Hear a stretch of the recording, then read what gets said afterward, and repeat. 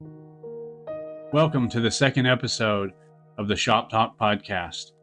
I'm your host, Burke Sanders. I'd like to set the tone for this episode by reading you a short story. This short story focuses on a man named Josh and the life he lives. However, I think his life echoes the sentiment a lot of us live day to day. Let's listen to Josh's story, and we'll break it down in this week's episode of Shop Talk. In the dim glow of his cluttered basement workshop, Josh sat hunched over his workbench, the flickering light from a single bulb cast an elongated shadow on the peeling paint. Tools lay scattered around him like forgotten dreams. Once, Josh had been a dreamer, a man with a vision. He yearned to be a creator, to sculpt beauty from wood and metal, to breathe life into his ideas. However, his fingers trembled. He wondered if they'd ever shape something more than mere existence. The 9-to-5 grind, the soul-sucking monotony of the fluorescent-lit cubicles sucked the strength from his bones. Each day, he shuffled through the office corridors, a ghost of the man he once was. His creativity, once a raging river, now trickled like a leaky faucet. His children, with their innocent eyes and boundless energy, demanded his time and attention. Their laughter echoed through the house, drowning out the whispers of his neglected passion. And then there was marriage, the once promised haven of love and companionship. His wife, too, bore the weight of her own disappointments. Their romance had withered into practicality, like a pressed flower between pages of a forgotten book. He yearned for the days when they whispered secrets under moonlit skies, when her eyes held galaxies and her laughter presented rainbows. But life had chiseled away their love, leaving behind a sculpture of practicality. She cooked a dinner while he balanced spreadsheets. Their kisses tasted of deadlines and forgotten dreams. And so Josh, the man who once envisioned a life of autonomy, surrendered to the relentless flow of life. Debt, kids, and the miserable 9-to-5. These were the stones that built his prison. The wooden sculptures remained sketches. The handcrafted furniture remained dreams. Rain tapped against the window, a melancholic rhythm. Josh sat in the dimness, tracing the edges of the unfinished box. The walls closed in. He wondered if he'd ever taste fulfillment. His heart whispered rebellion, but the reality pressed down, unyielding. He closed the workshop door, leaving his dreams behind. The bulb flickered once, and then died. Shadows swallowed him whole. And Josh, the man who once danced with the stars, became a silent monument to the life he'd abandoned. I don't know about you guys, but I've been exactly where Josh has been. I've felt like life had left me behind. I'd felt like a shell of the man I wanted to be. I felt like I'd lived a life where my dreams and my passions had maybe gotten left behind. And I don't really feel like I understood how it even happened. It was just like one day I was heading down the right track, and then all of a sudden you wake up and life is not what you want it to be anymore. And that can be a scary and sad place to be in. And most of all, it's frustrating to us. We don't know how we got there. And probably the most scary part of it is we don't know how to get out of it. At some point, we made a decision to go down the path that we did and end up where we did. However, I think it's easy to stay on those paths and to look back and see how much time's passed and to see how little time you've actually spent pursuing your passions. And you wake up one day in this terrible place of quiet desperation. You may be experiencing depression. You may be experiencing anxiety. You may be extremely resentful at the people that you don't even understand why, but you feel like they're holding you back from from your passions and your hobbies. Who wants to be resentful against their children or against their wives or against their family members or their coworkers or their job? Um, and I think that's a normal feeling, but I also think that we need to try to understand that emotion and we need to talk about it. And there needs to be a place for men and women who feel this way to have a community where we talk about these things and it's not taboo and people don't make fun of you, because there are ways to work past that. There are ways to heal. And so this episode is going to focus on learning to manage our time, so that we can make time for those things that we want to be doing.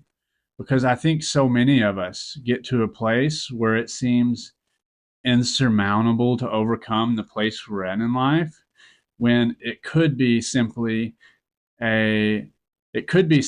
all that we need to do is take a look at our time management, to look at how we're spending our day, and to maybe talk about some of the tricks and tips and things that we can do to find time in our days to start going back down that path we all want to be going down.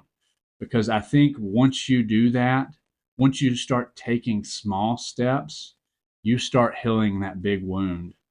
And it doesn't happen overnight, but the more and more steps you take, the easier it is to turn around one day and look back and realize just how much you've transformed your life, how far you've come, and how much better you feel every day about the direction you're heading and the trajectory of your life in the future.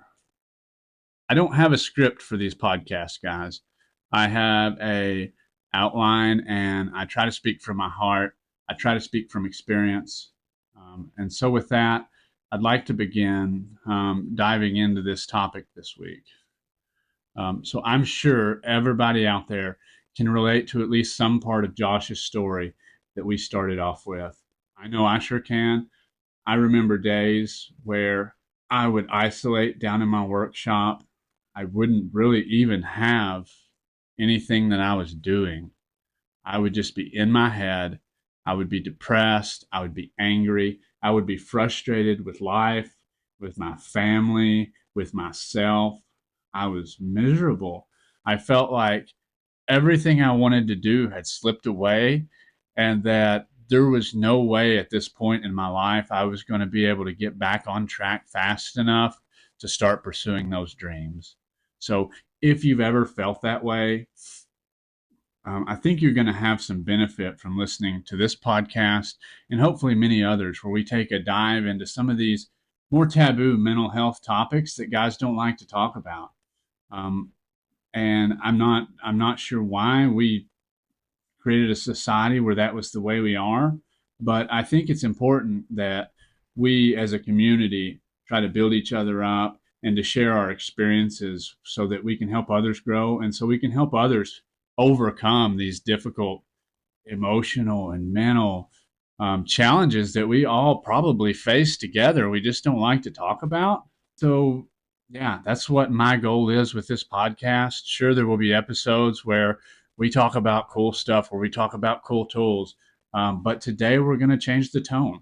We're going to make it personal. It's probably going to be uncomfortably personal for me, but I'm going to bear through that awkward feeling and try to get this out there for you guys so that hopefully I can help just one person. Because if I can prevent one person from experiencing what I experience, or if I can help one person get through the same struggles that I got through, then I feel like this will all be worth it. So, with that, let's talk about what time management and prioritization is and how it can be a step in overcoming these feelings and these emotions.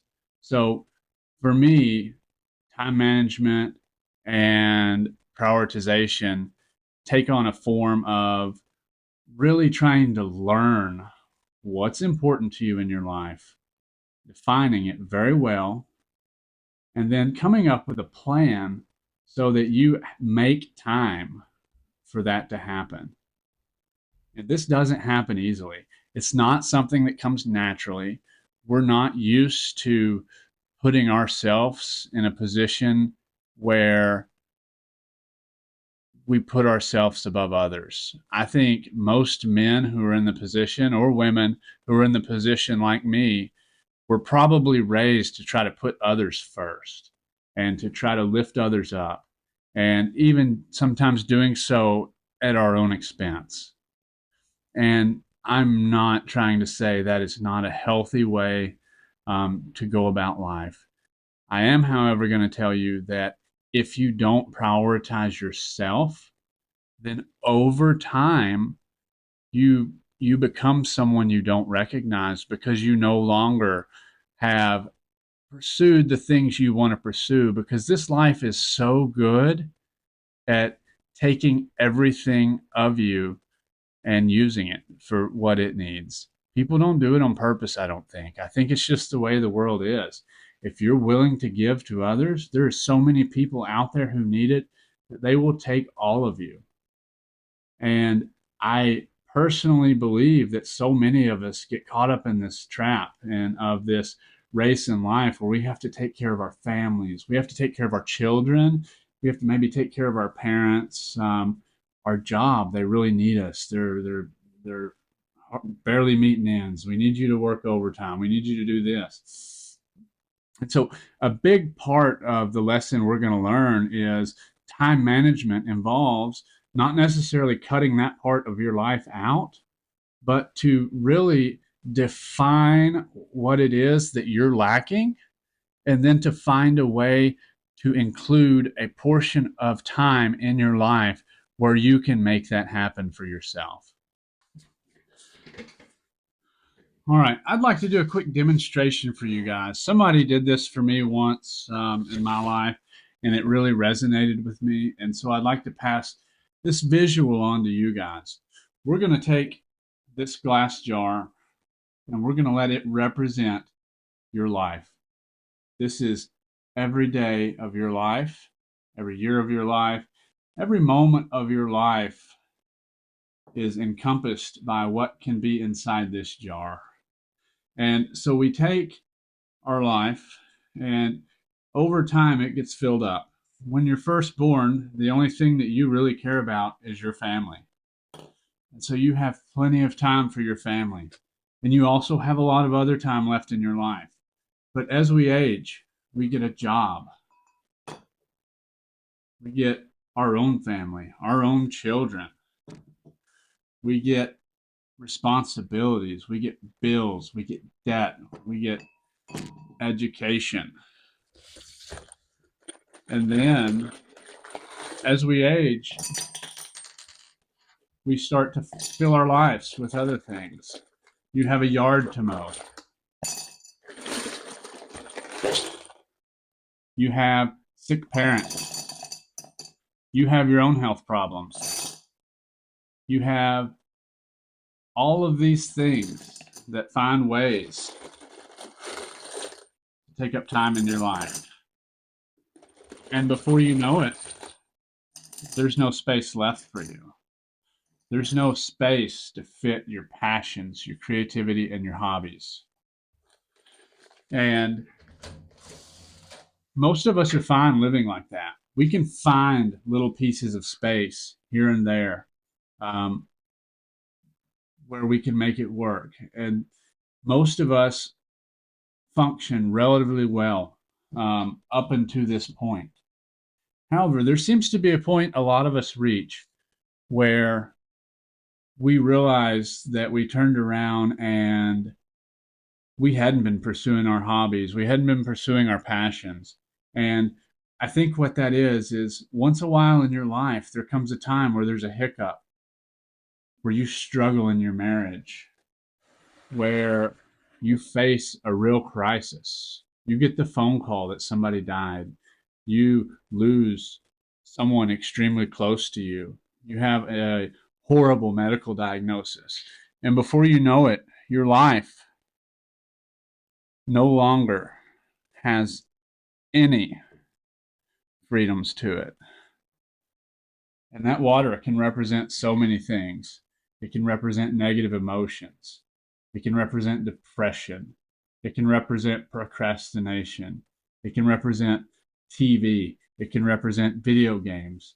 It can represent so many things that we let into our life when we become overwhelmed.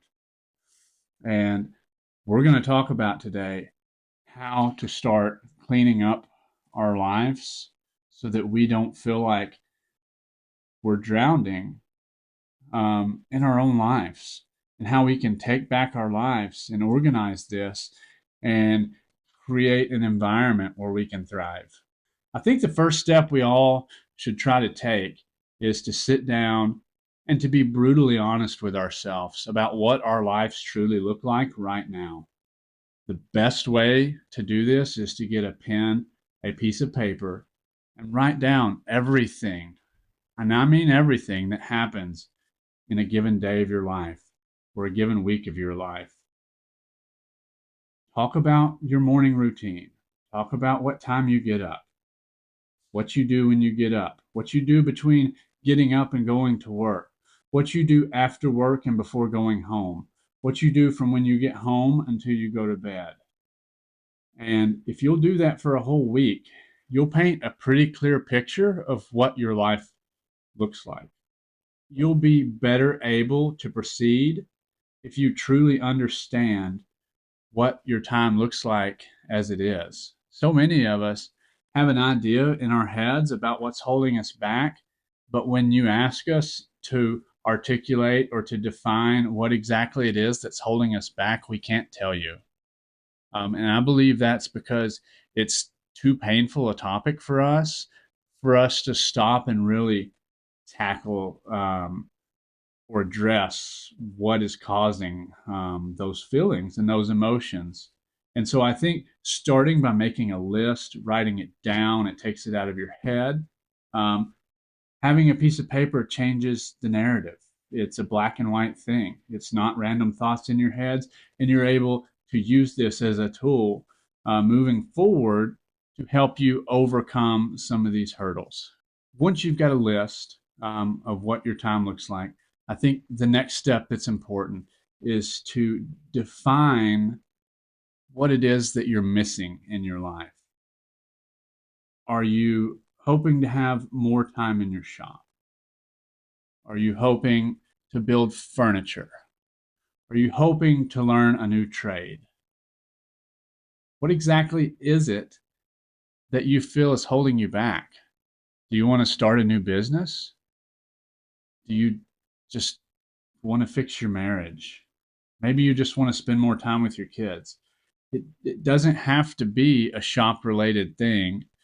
But I think most of us on this podcast, that's probably what it is.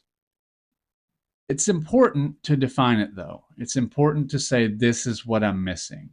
And I want you to write that down alongside the picture of what your life looks like. And it doesn't have to be one thing, it can be multiple things.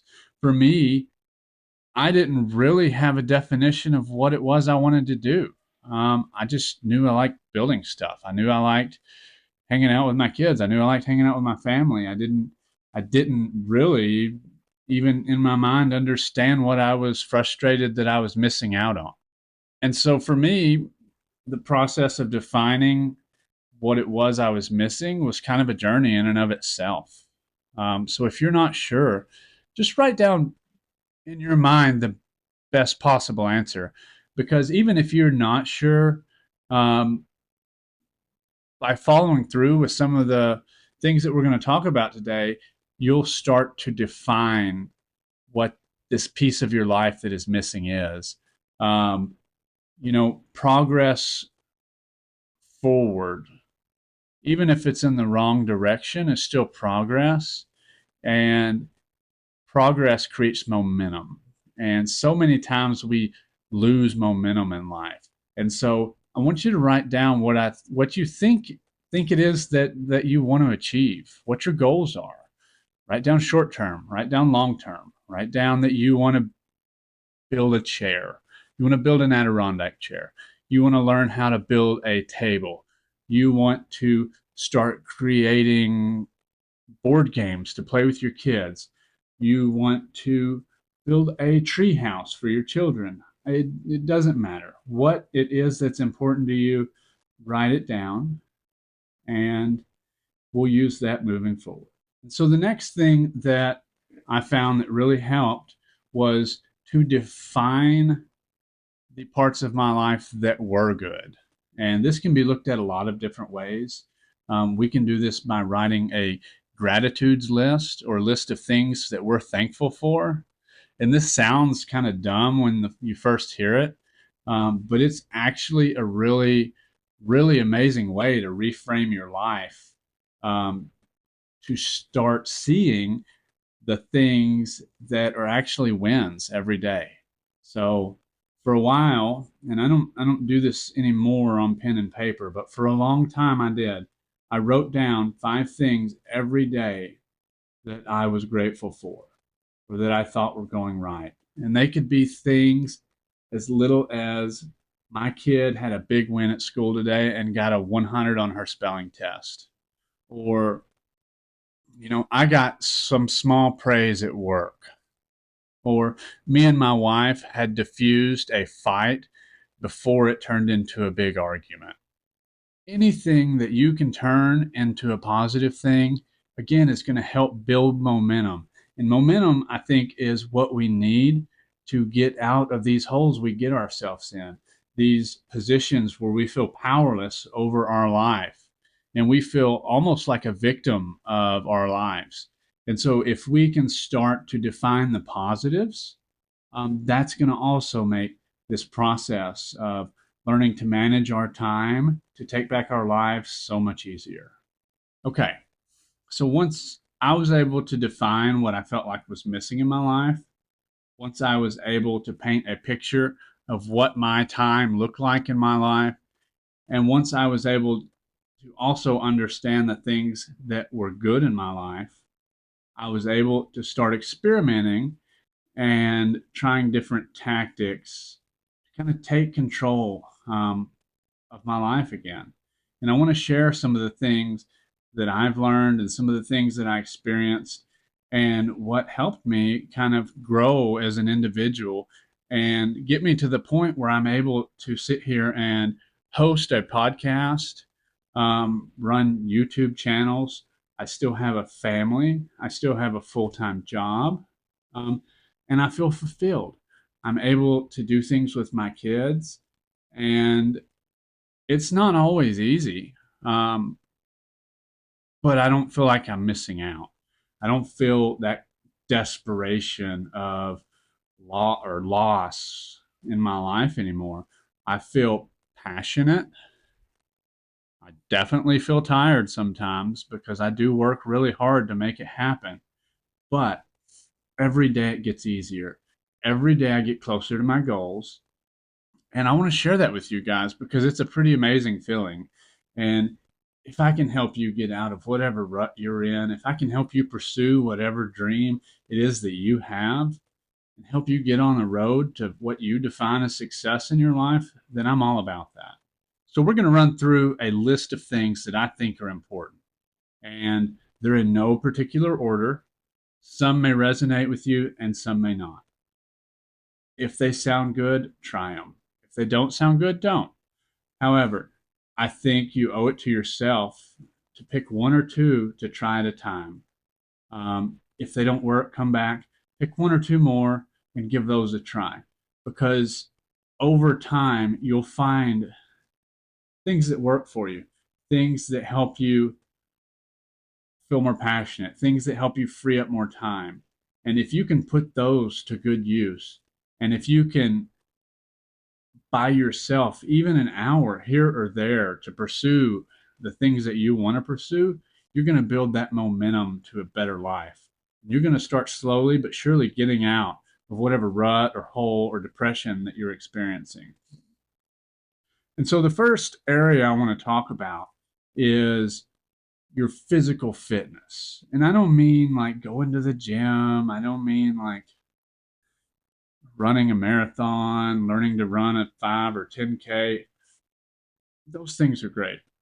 But let's just fall back to the basics. Are you sleeping at night? What time do you go to bed?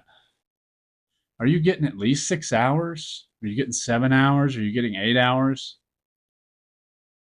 What do you eat?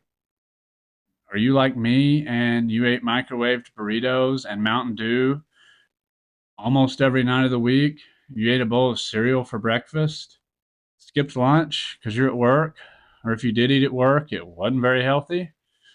That's not what you want for yourself. That's not what I wanted for myself. You know what? But that's what life demanded of me. And so that's what I did. But that's kind of an excuse. It's a little harder to have a healthy diet. It's a little harder to get a good night's sleep because we have to sacrifice. We have to not watch the new episode of The Mandalorian because, well, that's the only time we have to watch it is when we should be sleeping. So we can't do that if we want to get a good night's sleep. And like that was a big deal for me because I really liked catching up on my TV shows because with kids, with a job, that's really the only time that you have to pursue those things. Um, so this process does require sacrifice. Getting your physical fitness back to where it needs to be at just a baseline of a half decent diet, half decent sleep, and half decent physical activity. Don't go sign up for the gym. But just when your kids go outside and play, go play with them. When your wife wants to go for a walk, go walk.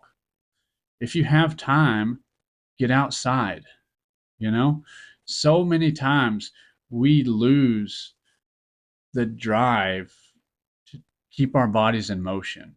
And that's a terrible thing because when your body gets used to not being in motion, you lose the momentum. And the biggest thing we can do for ourselves to succeed is to get momentum going back again. So when you get a decent night's sleep, you wake up with a little more momentum than you would have had if you didn't. When you eat a half decent breakfast, or at least better than you usually eat, you have a little more momentum.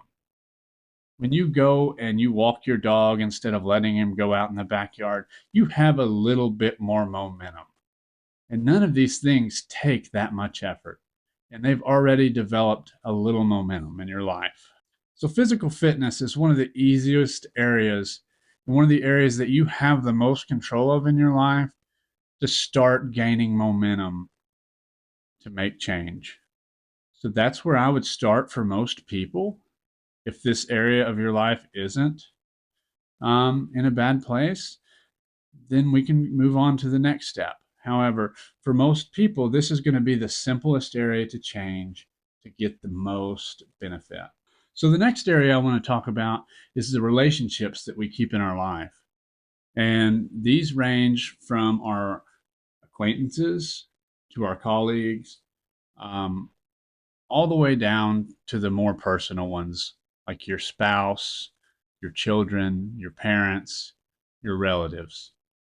Now, your physical fitness was the area you probably had the most control over.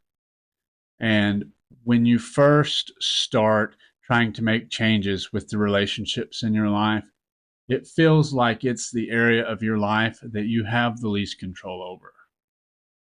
And in a way, that can be true. However, in a big way, you have a lot more control than you realize. We just don't always know how to exert that control, or we don't have healthy understanding of our role in the relationship. So we're going to take Josh's hypothetical situation. We're going to talk about that. Josh has kids. He has a wife. He most likely has work colleagues. He has a boss. Those are probably the key people in his family. And his wife seemed depressed. His children seemed like normal children that had activities, that wanted to play, that were hyper. And his job probably is like everybody else's job, stressful, demanding, lots of stuff to do. He had work to take home.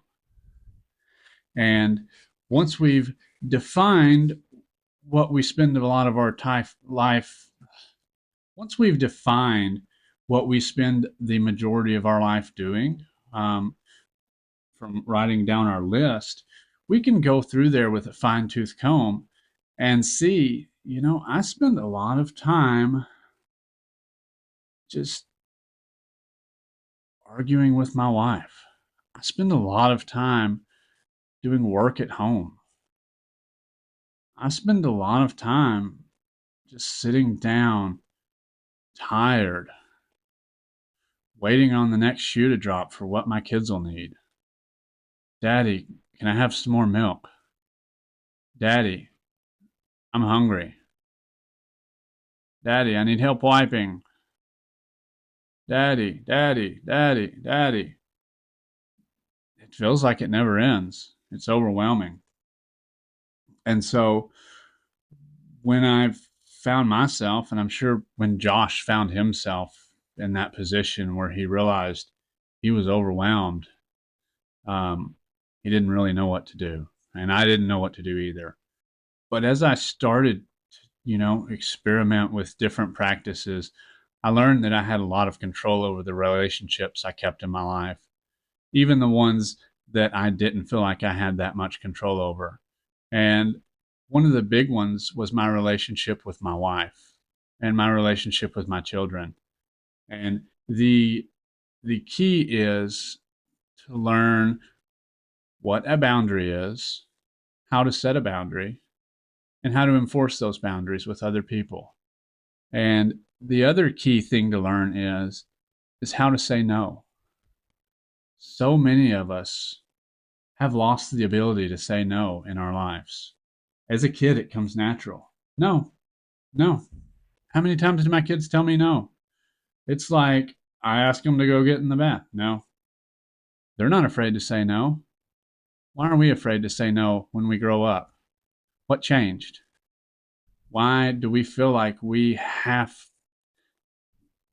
to say yes when Susie's mom needs help setting up a thing for school? Why do I feel guilty if I say no? When my wife wants me to go to Disney on Ice with her and the kids, why do I feel like I have to say yes, even though I'll be miserable there? I feel like I do. I don't know. But one day, after reading something somewhere, I decided to try it. And it was actually Disney on Ice. I said, honey, I said, I have zero interest in going to Disney on Ice. I said, I think it's great that you and the girls do. And I don't want to hurt your feelings. I don't want to hurt the girls' feelings because I love spending time with them. But I don't want to go. And I want y'all to have a good time. So if you want to take whatever extra money it would have cost for me to go, get them some toys, get them some trinkets, and do that and make it a better experience for y'all, then by all means do that. And I was so scared to tell her that. And because I hadn't done it before, it kind of caught her off guard. Um, but long story short, they ended up going, they ended up having a great time. I was able to use that time to come to my workshop and work on my trade, to maybe film a video, maybe build something. I don't remember. Um, but when she got home, we sat down and talked about it. And I actually told her, I said, hey, I was really afraid to tell you I didn't want to go. And it was scary, to be honest. I'm a little scared of my wife. Um, but she said, I was caught off guard and it kind of hurt my feelings. But now that we've gone and we had a great time, the girls loved it. We got home, you were in a great mood. You greeted us with open arms. You had stopped early. You had dinner ready. Got a couple chores around the house done as well. She said it felt like a win all around to us. And that day I learned that it was okay to say no again. I learned that as long as you say no, you prioritize yourself, but do it in a healthy way, that it's not always bad. That we can actually gain a lot in life by saying no. There's a lot of times we struggle to say yes, but for people that are trapped, that feel trapped and don't feel like they have time in their life to pursue their passions, learning to say no is going to be a healthy thing. Let's back up to the boundaries section. So, another area that we can win back some time is by learning to set boundaries. And a good example of that in my life, once we had three kids, we moved a little closer to family, and sometimes we would have drop-in visitors. And we love our family, we really do. We love spending time with them. We love being with them. We love our children being with them. However, by not setting boundaries, that opened the door for them to control our time. They would come over at bedtime. They would come over after bedtime. They would come over on the few free hours I would have after we put the kids to bed. And I felt like I was obligated to spend time with them. And I didn't want to hurt their feelings and tell them I didn't want them to come over at that time or it wasn't a good time because they're my family and they do so much to help me. And that feels kind of rude, right? Um, but that's not the case. And it doesn't have to be that way. And it's a little awkward the first time you do it. You tell somebody, hey, I love spending time with you. I want you to come by whenever you want, but let me know when you're coming by. And, it's really hard after 7 o'clock, after the girls are in bed. We have the bath time routine, we have homework, we have this and that. And then we usually either lay down really early or I take that time and really try to jump into my passion. So if it's at all possible, maybe come over, or don't say maybe, say come over before 7. That's what's going to work for us. Anytime before 7, we'll give you that time. And they may feel a little weird about it, and they're going to test that boundary you set. They're going to come over at 8 one day. And the only way to enforce a boundary is to back it up. Lock your doors at 7. Don't open them. Tell them you didn't hear your phone ring because the kids were in the bathtub. If they get in the house, say, hey, it's not a good time. Come back tomorrow. Enforce the boundary. Once you've enforced it once, once you've enforced it twice, they've gotten the message. You've gotten your time back. And it's a win-win for everybody because now they know your expectation. It doesn't hurt their feelings anymore. And they're actually going to feel like they get better quality time because when they come over at the time that works for you, you're going to be able to spend that time. You're not going to be resentful and you're not going to want to hold that against them. And so that's going to make you feel less shame and guilt for being mad at your family, for keeping you away from the stuff that you want to do. So it really does give you a lot of positive momentum and a lot of positive traction in your life by setting healthy boundaries. We don't even think these things all the way through typically because we're just too scared for that little bit of friction that it takes to have that first initial conversation. A little bit of discomfort can save you a lot of pain down the road just by setting boundaries and enforcing those boundaries until they are solidified. It's scary, it's hard, but I promise you guys the reward is worth it in the amount of time and the amount of positive momentum that you'll win back in your lives. Next thing I want to talk about is finding those things in your life that make you lose track of time.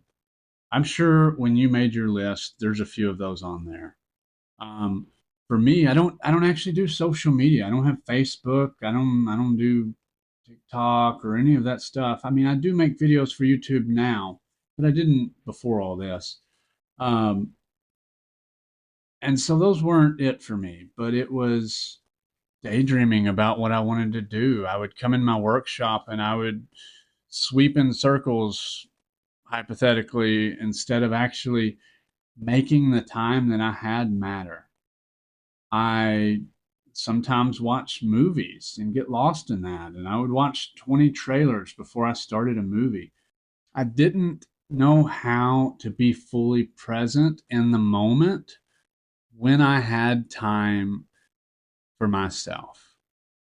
How many of you, when it comes to your passion or when it comes to the things that you enjoy doing, go into it without a plan, to go into it willy nilly? And you could be in your workshop for 3 hours, but when you leave, you don't feel like you got anything done. That happened to me all the time.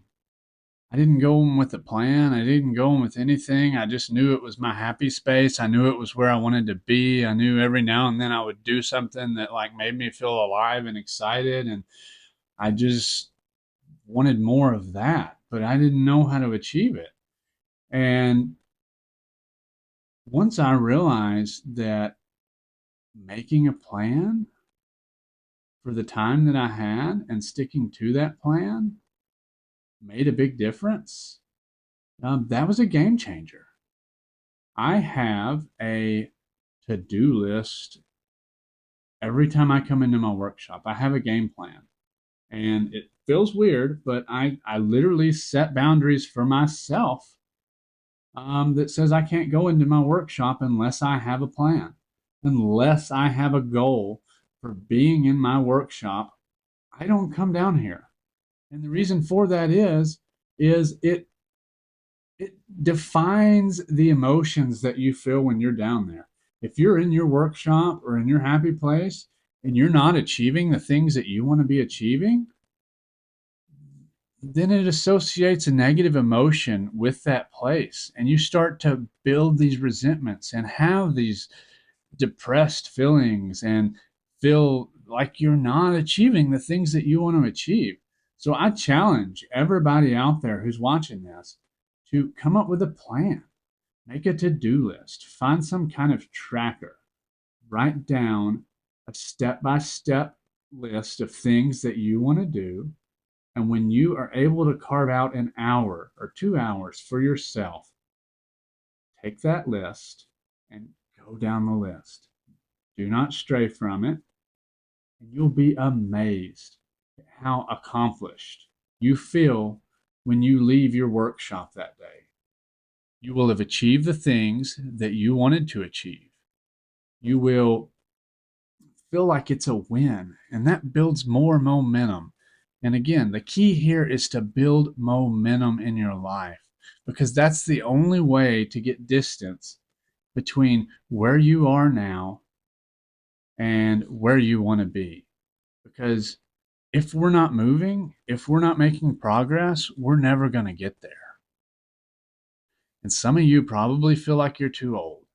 And some of you probably feel like you've gone too far off path. But I promise you, it's not too late to at least bring extra happiness into your life. Even if you only have a short time left here on this earth, why would you not try to fill it with as much joy and as much passion and as much progress as possible? Do that for yourself. Do that for your family. Do that for the people you love. But most of all, do it for yourself. Because at the end of the day, you're the only one that you have to answer to. And that sounds selfish. That sounds like, oh, my kids need me. Oh, my wife needs me. Yes, they do. But at the end of the day, they have to answer to themselves. And you have to answer to yourself. You are the only one who is responsible for your happiness, who is the only one who is responsible for the choices you make. You're the only one who is responsible for the progress and the emotions and the feelings and the relationships. All of that is on you. It's easy to feel like it's not. It's easy to become a victim. It's easy to feel lost in all of it and feel like you've lost control. But it doesn't have to be that way. You are in control. You have to answer to yourself. At the end of the day, everyone else can leave you. Everyone else can go. Everything else can crumble away. And all you have left is you. You're not promised your wife tomorrow. You're not promised your children tomorrow, but you will have yourself. You will have your thoughts. You will have your actions. And if you have good control over those, you have a good understanding of where you're at and what you spend your time doing, then you're in a really good place to make progress in your life. On that same topic, I want to talk about learning to avoid procrastination and perfection. So, a lot of times we find ourselves getting caught up procrastinating. We put stuff off. How many of you have a goal that you really want to accomplish, but you're putting off for some reason? Is there maybe one part of that goal you could achieve today if you had an extra 2 or 3 hours? Is there any little bit of progress you could make? I bet there is. But we procrastinate until we feel like we're ready, until we feel like we have just the right tools, until we feel like we have just the right camera, until we feel like we have just the right microphone. And that's a mistake. Again, you're stopping your momentum, you're putting it on hold, and you're choosing to procrastinate. And you lose that time, and you can never get it back. This podcast is not what I want it to be. I don't have the cameras that I want. I don't have the microphone that I want. I wasn't able to get all the guests that I want. I'm not very good at editing yet. But I'm out here. I'm doing it. I'm making videos. I make stuff in my shop. I build all kinds of stuff. I have people request me to build them things. It's amazing, honestly, now that I've quit procrastinating, the amount I'm able to accomplish. And even though it's not what I want it to be exactly, of the progress I've made, I'm really proud of how much I've accomplished. And I've learned a tremendous amount. And I've created so much momentum and I've gathered so much support that it's almost impossible for me not to keep pursuing it. It's almost like once you build momentum, you've got the inertia that makes it harder not to pursue your dreams, makes it harder not to pursue your passions. It becomes the thing you want to talk about most. It becomes the thing that your wife starts rolling her eyes at you about every time you open your mouth. People want to see it. People support you. It's a really, really good feeling, but you've got to start. And you've got to start before you're ready. You are never going to feel ready enough. I promise you. It doesn't matter what it is. It can be a job, it can be an education, it can be a passion, it can be a relationship. You're never going to feel ready enough to do the things that you want to do. Not 100% you're not. Not if you're honest with yourself, because it's scary. We always feel like there's more that we can learn, more that we can do, more that we can buy, but you're going to miss the opportunity. You're going to let it slip away. There's going to be so much progress that you lose the chance to experience. You have no idea what doors may open, what roads may become available to you if you would just start. Sometimes it's hard to hear this, but life keeps going, whether you like it or not. I'm going to give everybody here an assignment. I know nobody will probably do this, but they have a life calendar that counts how many weeks a typical life has in it. I want y'all to Google that. I want you to see how few weeks there are in the typical life of a human. It's a terrifying. I'm almost 40. My page is almost half crossed out. And when you look at it in chunks of weeks, there's not that many. And it's a scary, scary picture. And so it really, really can light a fire under you to say, what have I accomplished this week? How much have I dug deep inside of myself, pushed away procrastination, quit caring about perfection, and really gone after the things that matter? Because I don't have much time to give to myself, to give to others, to give to my passions. And I don't want to lose that. That's more terrifying than anything, is to live a life unlived. Who wants to do that? It's all a big guess if we're going down the right path or not. But we can sure as hell decide if we want to be happy during that time. We can sure as hell decide if we want to be proud of what we're doing during that time. And it's a slow process to get there, guys. I understand the feeling of being trapped, of being depressed, of feeling like there's no way out. But you are the only one who's capable of getting you away from that feeling. If you're waiting on someone to come and rescue you, if you're waiting on a medicine to put you in the right headspace, none of that's going to happen. You've got to make the effort. You've got to make an appointment to go see the doctor or the psychiatrist. You've got to take back control of your schedule. You've got to decide what's important in your life. And then you've got to put a plan in action so that you can make that happen. It does not happen without you. It doesn't happen without really good time management, guys. There's a lot of other stuff that goes into it that we'll cover. But getting control back of your time and your life is one of the fundamental foundations of living a happy life. All right, this podcast is getting long, I know, guys. But there's one more thing I want to talk to you about, and that's learning to be mindful and aware of the present moment.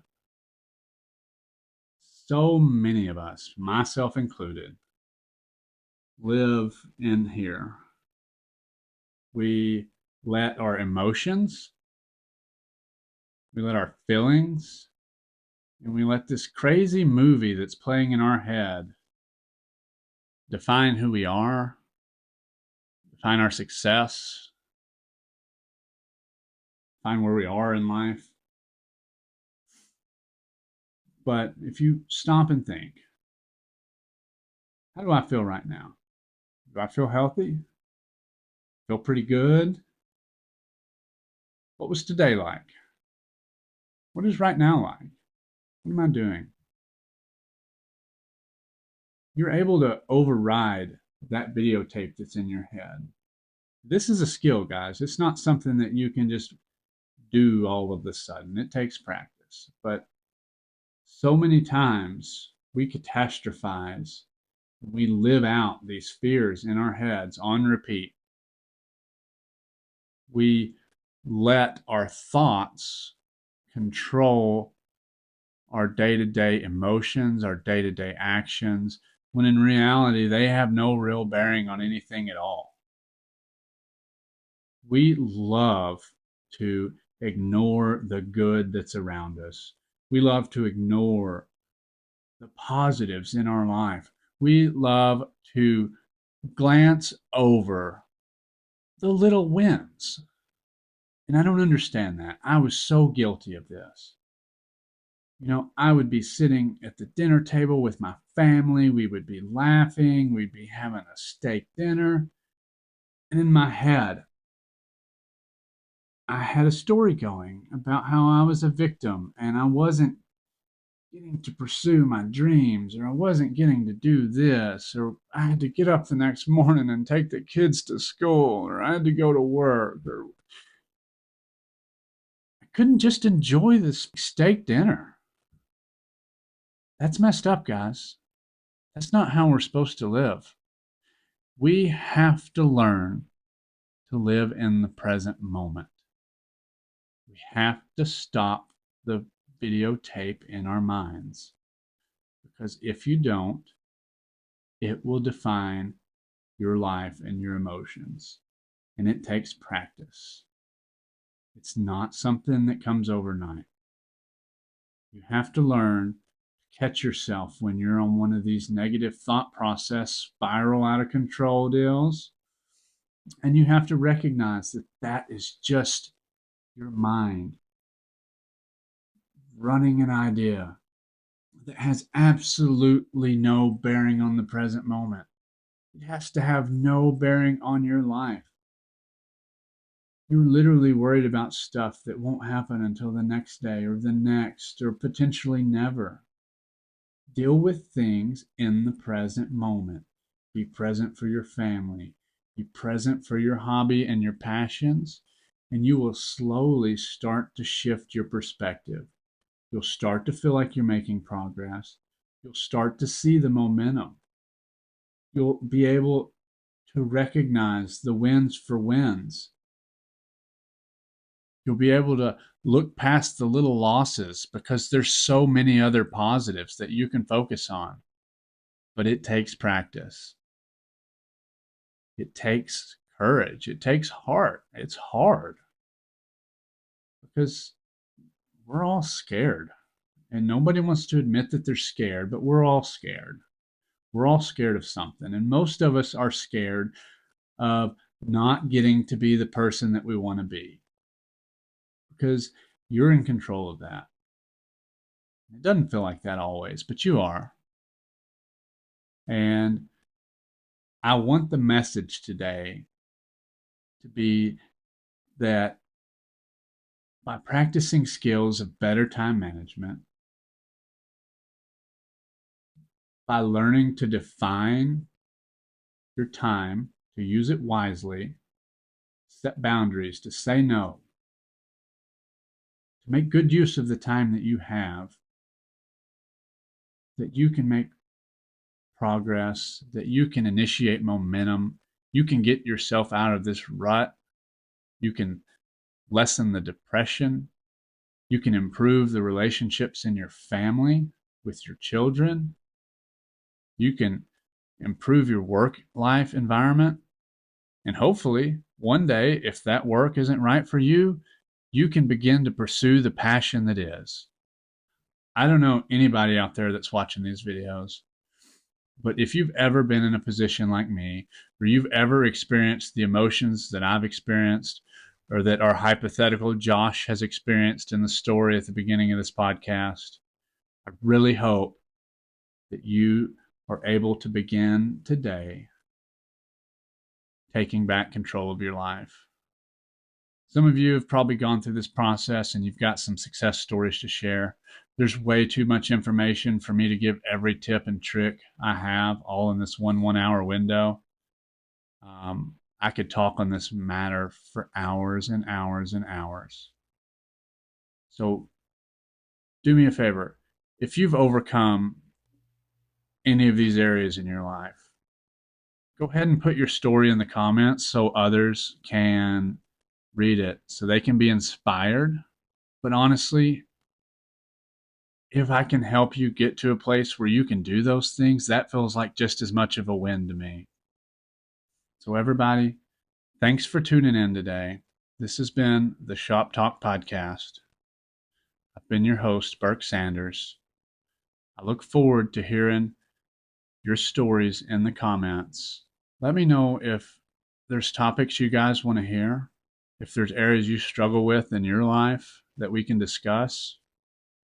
I just want to build up my community. I want to give back. And I want to share the things that have led to success in my life so that I can build up others. Because that's important to me. It's important to me not only to build up my life, but to bring up as many people as I can. I want to set a good foundation for my children. I want to set a positive tone in my life. And I just want to help others. Thank you all. See you next week.